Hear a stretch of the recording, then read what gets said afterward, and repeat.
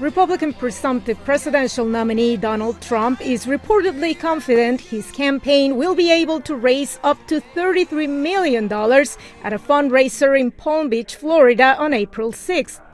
So far, Trump's campaign cash resources have lagged behind those of his Democratic political rival, President Joe Biden.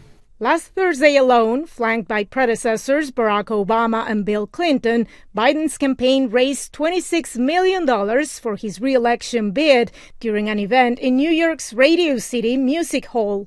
U.S. voters interviewed by VOA on Easter Sunday at the Washington Mall shared their views on the candidates' fundraising efforts. The money is needed for things like advertising, specifically travel, staff, that sort of thing. It's not clear to me as far as having a firm grip on where all the money goes. I think that too much money is poured into our elections on either side. I think that we need to cap the amount of spending that we're doing on elections. The candidates' messaging and strategies need some work, says U.S. student Dana Boggs. I just don't see any importance in how anyone is running their campaign right now. Actions would definitely be more important to me than any campaign. While visiting New York City last week, Trump focused on the importance of fighting crime. He's expected to hold rallies in the coming days in Michigan and Wisconsin. Biden told reporters he'll visit Baltimore this week. His attention has been forced to shift from the campaign trail to the recovery efforts in Maryland after a cargo ship crashed into the Francis Scott Key Bridge on Tuesday.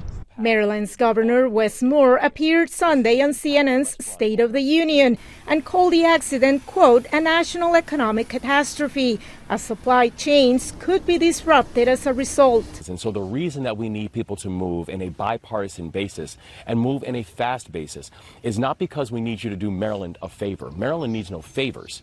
We need to make sure that we're actually moving quickly to get the American economy going again, because the Port of Baltimore is instrumental in our larger economic growth. $60 million in immediate aid were approved by the Biden administration after the bridge collapsed, and a large extent of the rebuilding costs are also expected to be financed by the federal government. Veronica, Balderas, Iglesias, VOA News, Washington.